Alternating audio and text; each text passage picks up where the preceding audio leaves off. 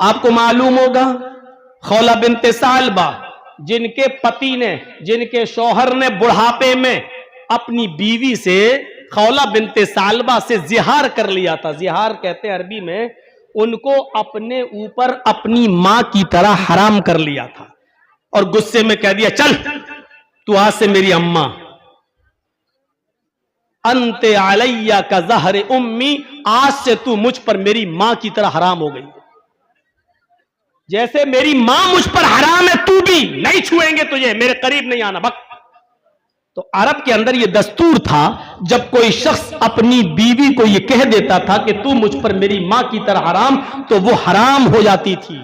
اب شوہر اپنی بیوی سے مل نہیں سکتا تھا، بلکہ شوہر کے اوپر، پتی کے اوپر ضروری ہو جاتا تھا کہ وہ اس کی اب خدمت کرے، ماں کی طرح اس کی سیوا کرے. اب وہ اس سے مل نہیں سکتا تھا. غصے میں کہہ تو دیا، لیکن غصہ جب ٹھنڈا ہوا تو بہت پچھتائے. لیکن اب ہوتا کیا ہے، جب سارے راستے بند تو اوس ابن صامت نے کہا اے خولہ تم اللہ کے نبی کے پاس جاؤ اور ان سے کہو میرے لیے کوئی راستہ نکالو. تو خولہ بنت ثعلبہ جب اللہ کے نبی کے پاس جاتی ہیں تو اللہ کے نبی نے بھی پوری بات سننے کے بعد فرمایا خولہ میرے پاس بھی تمہارے لیے کوئی راستہ نہیں ہے، تمہارے شوہر نے تمہیں اپنے اوپر حرام کر لیا ہے، تم ان سے دور رہو. کہا اللہ کے نبی اگر آپ ہمارے لیے راستہ نہیں نکالیں گے تو کون نکالے گا؟ آپ نے کہا اے اللہ کی بندی میرے پاس کوئی راستہ نہیں ہے، اب تم اپنے شوہر، اپنے پتی پر حرام ہو چکی ہو، اب تم ان کے قریب نہیں جا سکتی ہو، جاؤ کوئی راستہ نہیں ہے. مایوس ہو گئی، پریشان ہو گئی، سوچنے لگی کہ جب نبی کے پاس راستہ نہیں نکلا تو کہاں راستہ نکلے گا. چلی وہ، اللہ کے نبی نے دروازہ بند کر دیا، مسجد نبی سے نکلتی ہے، اللہ کے نبی کے حجرے سے نکلتی ہے، مسجد نبی کے دروازے کو دیکھتی ہے، حجرہ اور مسجد قریب قریب، مسجد نبی کے دروازے کو دیکھتی ہے، مسجد میں گھس جاتی ہے، وضو بناتی ہے اور 2 رکعت نفل نماز پڑھتی ہے.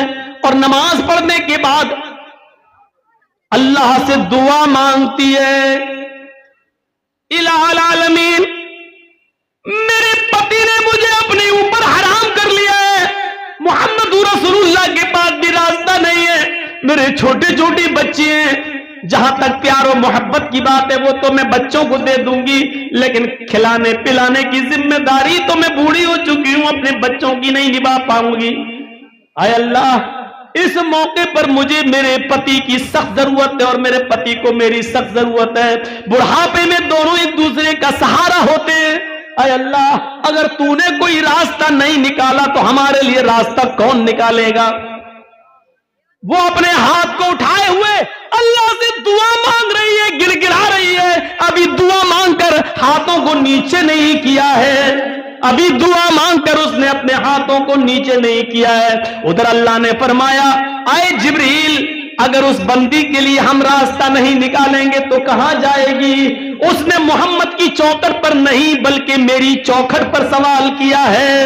اس نے محمد رسول اللہ کے پاس جا کر بھی راستہ نہ پایا تو اس نے ہماری گھر میں، ہماری مسجد میں آ کر اس نے سجدے میں سر رکھ دیا اور ہاتھ اٹھا کر دعا کر رہی ہے اے جبریل جاؤ ایک ہلکی سی سزا متعین کر دو شوہروں کے لیے تاکہ آئندہ ان سزا کو دیکھ کر کوئی بھی شخص اپنی بیوی کو جلدی اپنے اوپر حرام نہ کرے، اور اگر حرام کر لے تو اس کے اوپر ایک کفارہ، ایک جرمانہ عائد کر دو کہ یہ جرمانہ لگا دو اور وہ جرمانہ ادا کر کے اس کو اپنی بیوی بنا سکتا ہے.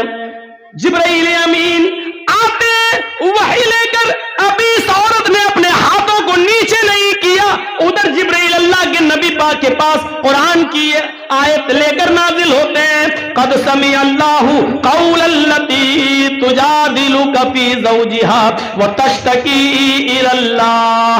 اللہ نے اس عورت کی بات کو سن لیا جو آپ سے بحث کر رہی تھی اپنے پتی کے بارے میں، اپنے ہسبینڈ کے بارے میں، تشتکی الی اللہ، اور وہ اللہ سے بھی فریاد کر رہی، اللہ سے بھی دعا کرتی جا رہی ہے. اللہ نے اس عورت کے لیے راستہ بدل دیا اور اس ایک عورت کے راستے، ایک عورت کی وجہ سے اللہ نے دنیا کی ساری عورتوں کے لیے راستہ آسان کر دیا ہے، ساری عورتوں کے لیے راستہ بنا دیا ہے۔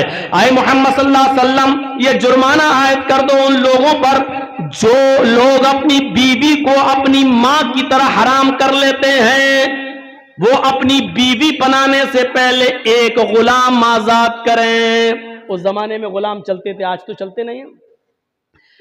غلام آزاد کریں، ایک غلام آزاد کر کے اب اپنی بیوی کو بیوی بنا سکتے ہیں، جس کو ماں کی طرح حرام کر لیا اس کو۔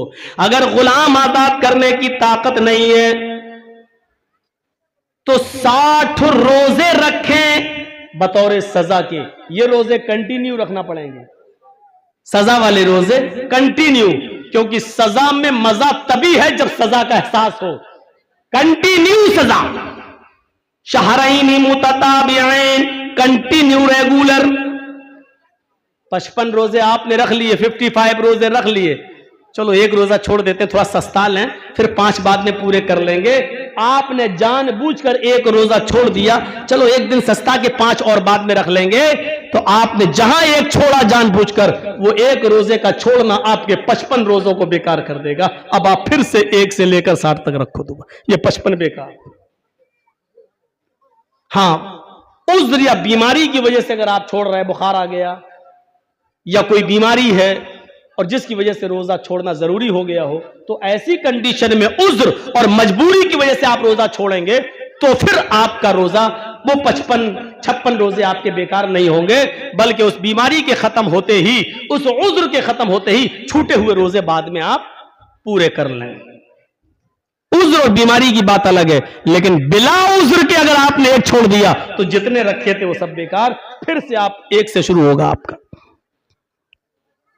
بالکل ٹی بی کا کورس ہے یہ، 9 مہینے دوا کھانا ہے، دوا کھا کھا کے اکتا گئے، 8 مہینے کھائی، 1 مہینہ چھوڑ دی، 1 دن 2 دن کے لیے چھوڑ دی، یہ کورس بیکار۔ اب پھر سے 9 مہینے کھاؤ، 1 سے لے کے 9۔ اور اگر 60 مسکینوں کو بھی کھانا کھلانے کی طاقت، 60 روزے رکھنے کی طاقت نہ ہو تو پھر 60 مسکینوں کو کھانا کھلاؤ، 60 مسکینوں کو۔ اب 60 مسکینوں کو پیٹ بھر کے کھانا چاہے ایک ہی بار 60 کو بلا کر کھلا دو، یا 10 کر کے 6 مرتبہ میں کھلا دو۔ آج 10 کو کھلا دو، کل 10 کو کھلا دو، پرسوں 10 کو کھلا دو، 10 کر کے 6 دن میں کھلا دو، 5 کر کے 12 دن میں کھلا دو، 1 کر کے 2 مہینے میں کھلا دو 60 دن۔ لیکن جب تک 60 مسکین پورے نہیں ہو جائیں گے تب تک آپ اپنی بیوی سے مل نہیں سکتے۔ مسئلہ یاد رکھیے گا، یہ مسئلے ہیں جن کو ہم مسالہ سمجھ کے کھائے ہوئے بیٹھے ہیں، یہ مسئلے ہیں۔ اگر آپ کو زیادہ جلدی ہے، اپنی بیوی کو جلدی بیوی بنانا ہے، جلدی چاہتے ہو کہ ہماری بیوی ہماری ہو جائے، تو 60 کو ایک دن کھلا کے کھلا دو۔ چلو ایک ہی دن بلاؤ 60 مسکینوں کو، اور دونوں ٹائم کھانا نہیں کھلانا، صرف ایک ٹائم کھانا کھلانا ہے، پیٹ بھر کے 60 مسکینوں کو کھلا دیجئے، آپ کا کفارہ ادا ہو گیا۔ اب آپ اپنی بیوی بنائیے، لیکن اس ایک عورت کی گفتگو، اس ایک عورت خولہ بنت سالمہ کی دعا کو اللہ نے سنا۔ یہ اللہ سے ڈرنے والی عورت تھی جس نے مسجد نبی کا دروازہ دیکھا، اور نبی کے دروازے سے جب نکل آئی، اور اللہ کے نبی نے جب کہا تھا خولا میرے پاس بھی تیرے لیے کوئی راستہ نہیں ہے، جا میں تیرے لیے کچھ نہیں کر سکتا، تو اپنے شوہر پر حرام ہو چکی ہے، تب وہ نبی کے دروازے سے نکلی، لیکن مسجد نبی کے دروازے پر پہنچی تو دروازہ دیکھ کر مسکراتی ہے مسجد نبی کا، اور پھر محمد کی چوکھٹ کو دیکھ کر کہتی ہے اے محمد تیری چوکھٹ بند ہوئی تو کیا ہوا، تیرا دروازہ بند ہوا تو کیا ہوا، تیرے رب کا دروازہ تو کھلا ہے، میرے رب کا دروازہ تو کھلا ہے۔ یہ ڈرنے والی عورت تھی۔ اور جانتے ہو، کاسٹ مت پوچھو، قوم مت پوچھو، برادری مت پوچھو، اتنی عزت اس عورت کو ملی تھی کہ اللہ کے نبی صلی اللہ علیہ وسلم اس دنیا میں نہیں ہے۔ حضرت عمر فاروق ایک مرتبہ اپنے گھوڑے پر بیٹھ کر سفر جا رہے ہیں، حضرت عمر فاروق گھوڑے پر بیٹھ کر سفر کر رہے ہیں، اور خولہ بنت سالبہ لاٹھی ٹیک کر زمین پر چل رہی ہے، کمر جھک چکی ہے۔ حضرت خولہ نے عمر فاروق کو لاٹھی کے اشارے سے حکم دیا رک۔ حضرت عمر نے گھوڑا وہیں روک دیا، اس نے اشارہ کیا ہاتھ سے ادھر آ۔ حضرت عمر گھوڑے سے اترے اور خولہ بنت ثعلبہ کے پاس گئے، پوچھا کیا بات ہے؟ تصور کیجئے وہ خولہ بنت ثعلبہ جو اب بہت بوڑھی ہو چکی ہے، وہ خولہ بنت ثعلبہ جس کی کمر جھک چکی ہے، وہ خولہ بنت ثعلبہ جو لاٹھی ٹیک کر زمین پر چل رہی ہے، حضرت عمر کو للکارتی ہے۔ عمر کو گھوڑے سے اتر کر خولہ بنت ثعلبہ کے پاس آنا پڑتا ہے، اور عمر بھی وہ عمر جو 1 میل نہیں، 2 میل نہیں، 1 بیگہ نہیں، 2 بیگہ نہیں، 1 ایکڑ نہیں، 2 ایکڑ نہیں، 22 لاکھ مربع میل پر جس نے حکومت کی ہو، وہ عمر اس کے پاس آتا ہے۔ خولہ بنت ثعلبہ کہتی ہے نیچے جھک، تیرے کان میں کچھ کہنا ہے۔ حضرت عمر نے جب اپنا کان نیچے کیا، خولہ بنت ثعلبہ نے کچھ بھی کہا، پتہ نہیں چل سکا کہ وہ کیا کہا۔ خولہ بنت ثعلبہ نے عمر کے کان میں کچھ کہا، لیکن کیا کہا نہ عمر نے بتایا، نہ آج تک کسی کو پتا چلا۔ لیکن صحابہ نے عمر فاروق کو بڑے تانے دیے، امیر المومنین ہو کر ایک معمولی عورت کے سامنے جھک گئے۔ ارے وہ آپ کے دربار میں آتی ہے، کسی کو بھیجتی، آپ کے گھوڑے کو روکا اور آپ نے روک لیا، اس نے آپ کو بلایا اور آپ چلے گئے، اس نے کہا جھک، آپ جھک کر اس کی بات کو سننے لگے۔ تو حضرت عمر فاروق نے جو جواب دیا، نوجوانوں اس جواب کو سنو۔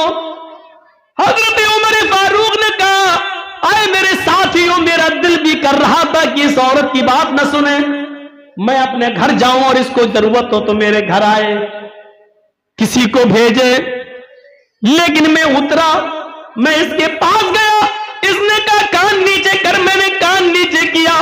اے ساتھیوں، میں اس عورت کی گفتگو کو کیسے نہ سنتا، اس عورت کی بات کو کیسے نہ سنتا جس کی بات اور جس کی زبان سے نکلنے والے لفظوں کو اور جس کی زبان سے نکلنے والے الفاظ کو اللہ بھی نہیں کاٹ سکا، اللہ نے بھی جس کی بات کو رد نہیں کیا اور ریجیکٹ نہیں کیا۔